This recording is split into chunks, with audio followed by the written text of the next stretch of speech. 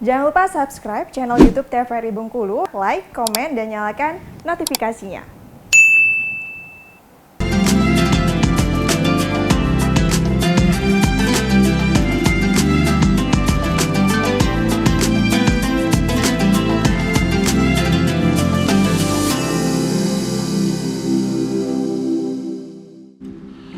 Baik pemirsa, kembali di Muter Ramadan TVRI Bengkulu. Untuk hari ini tentunya dengan tema kita mengenai cara sahur dan berbuka yang benar. Kita akan berbincang bersama dengan Pak Ustadz Adi Sucipto ya Pak Ustadz ya. Tadi sudah dijelaskan bahwa untuk waktu yang tepat untuk makan sahur itu adalah 4:30 kalau waktu dari Bengkulu sendiri kan Pak Ustadz. Karena setengah jam sebelum azan subuh ya kan Pak Ustadz ya.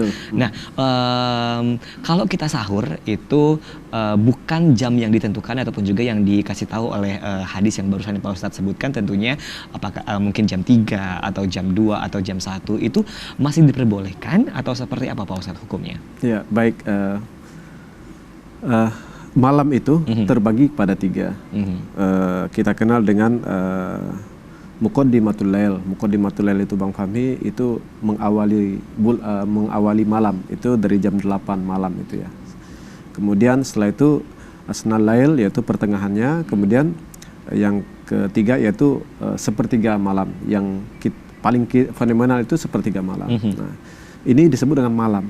Nah, ketika seseorang sahur di jam 1, jam 2, maka sebenarnya itu bukan sahur. Ya. Itu makan malam. Oh, itu makan malam. Baik. Tapi kalau udah diniatin dengan makan sahur Pak Ustadz, seperti apa? Tetap saja niatnya niatnya makan sahur tetapi bukan di waktu sahur.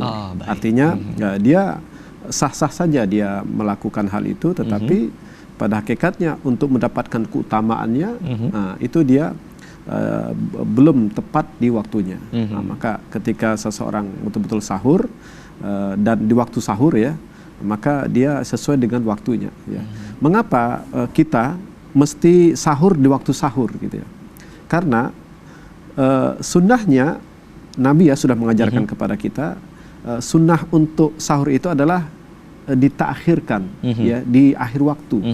Nah, di akhir waktu di sini adalah berdekatan dengan azan ya, azan subuh. Supaya apa? Ya pertama, ketika seseorang setengah jam dia makan ya sebelum azan, maka menahan laparnya tidak terlalu lama ya.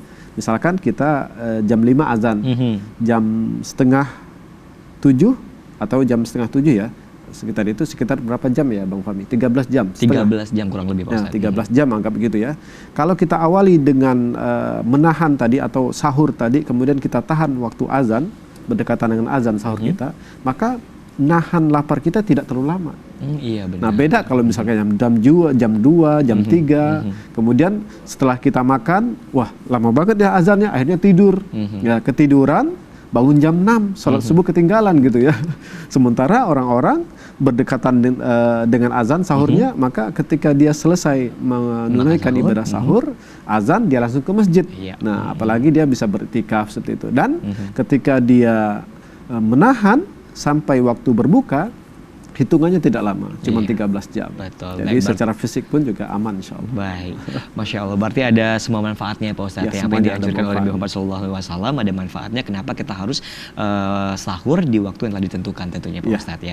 Nah bagaimana dengan hukumnya orang yang tidak makan sahur Pak Ustadz? Apakah puasanya itu diterima juga oleh Allah Subhanahu Wa Taala itu seperti apa Pak Ustadz? Hukum tidak makan sahur itu sebenarnya tidak ada hukum ya. Artinya ketika dia sengaja tidak makan sahur, maka dia kehilangan pahala di sana.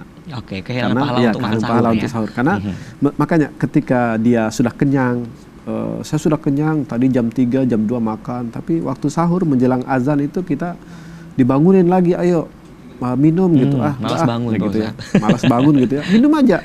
Walaupun hanya seteguk ya, seteguk air, karena di situ ada nilai berkahnya, ada nilai pahalanya, karena itu adalah ibadah gitu. Nah, jadi sah nggak seseorang, misalkan dia tidak diawali dengan sahur, sah saja, sah ya, sah gitu. Tetapi keutamaan pahalanya dia tidak dapatkan ketika aktivitas sahur tadi. Oke, baik. Berarti sah untuk puasanya, tetapi pahala untuk sahurnya orang tersebut tidak mendapatkannya, Pak Ustadz ya. Baik. Nah, tadi sudah bisa berbincang juga mengenai waktu sahur, kemudian juga tentang waktu sahur juga, bagaimana cara. Kalau untuk cara sahur yang baik dan benar itu seperti apa, Pak Ustadz? Masya Allah. Cara sahur yang baik dan benar, yang pertama kita jangan sampai salah tentunya ya. Yang pertama kita malamnya harus punya niat dulu. Nah, niat untuk puasa esok hari. Kemudian punya niat untuk bangun lebih awal. Ketika sudah ada niat dalam hati kita, maka Allah akan memberikan lebih mudah lagi untuk bangun. Karena apa? Sudah ada niat ya dalam hati kita. Kemudian kita bangun lebih awal. Bangun lebih awal bisa melaksanakan ibadah-ibadah yang lainnya. Ya seperti tahajud, ya, kemudian sholat-sholat sunnah yang lainnya. Kemudian kita wabil khusus ibu-ibu ya bisa menyiapkan makanan dan lain-lain ya. Kemudian cara sahur itu sendiri ya minimal kita makan sahur itu dengan yang sehat-sehat yang sehat-sehat, yang baik-baik, bisa makanan seperti buah-buahan ya. Kemudian boleh nasi ya, kemudian boleh lauk yang lainnya yang kategori sehat di sini. Iya. Kalau kalau buka puasa kan dianjurkan untuk makan makan kurma, Pak Ustadz. Nah, kalau pada saat sahur ada yang dianjurkan oleh Nabi Muhammad SAW tidak, Pak Ustadz? Kalau kita merujuk ke kebiasaan Nabi, Nabi itu kalau makan sahur dia dengan roti. Oh, dengan roti. Ya, roti, kemudian dengan air dan susu. Nah, kalau kita biasa nggak makan roti. Iya, nanti malah nggak keganjel laparnya, Pak Ustadz. Boleh saja makan roti atau makan, kalau biasa kita nasi nggak apa-apa, pakai makan nasi aja ya. Makan nasi, kemudian kalau boleh saran saya, makanlah yang bernutrisi ya. Ada gizi di sana seperti telur ya. Saya suka makan telur ya, telur rebus terutama. Kemudian minum susu, minum air. Kemudian boleh ditambah dengan sambal. Nah, biar penyemangat kita untuk tergantung makan. Kebiasaan kita juga gitu. ya, Pak Ustadz ya. Kemudian perbanyaklah minum. Ya, perbanyak minum. Nah, gitu mungkin 1-2 gelas gitu ya.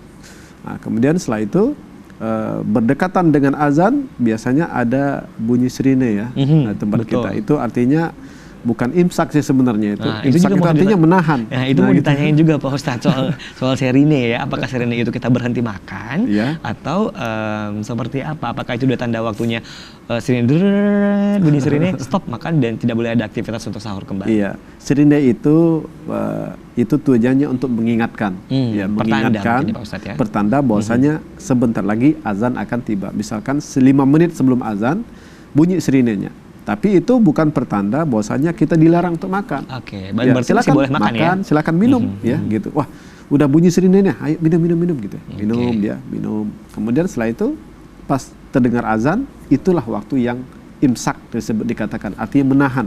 As-shaum huwa, puasa itu adalah al-imsak minal akal wasyurb. Puasa itu adalah menahan dari makan dan minum.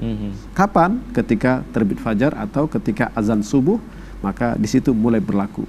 Oke, baik. Nah, sebaliknya Pak Ustadz, untuk yang berbuka puasa, kita juga ada sirine juga bukan? Oh iya. Untuk sirine berbuka puasa, kemudian baru azan maghrib gitu. Nah, udah boleh berbuka pada saat sirine atau seperti apa Pak Ustadz? Ya, kalau sirine itu pertanda bahwasanya waktu maghrib sudah tiba ya. Artinya mengapa diawali dengan sirine? Karena orang yang azan itu dia harus buka puasa dulu. Oh, baik. Jadi bunyiin sirine sambil dia minum ya gitu. Coba misalkan dia azan dulu, udah 5 menit azan orang udah buka sebenarnya belum buka gitu. Padahal sunnahnya menyegerakan berbuka gitu. Jadi kalau kita di sini tradisinya pakai sirine. Tapi kalau misalkan di Timur Tengah nggak ditemukan itu. Oke, baik. Jadi kalau misalkan sudah masuk azan, ya udah mereka minum dulu, pecahkan dia puasanya, kemudian dia azan. Sholat. Berarti kita juga diperbolehkan pada saat sehari ini untuk berbuka puasa. Iya, langsung untuk berbuka. Oke, baik. Takut salah kan pemirsa di rumah kan, takutnya pada saat sehari ini belum berbuka puasa, kita bisa berbuka nanti percuma dengan puasa kita ya Pak Ustadz ya. Baik pemirsa di rumah, nanti kita akan kembali tentunya di Mitra Ramadan TVRI Bengkulu, tetap bersama kami setelah jeda pariwara berikut.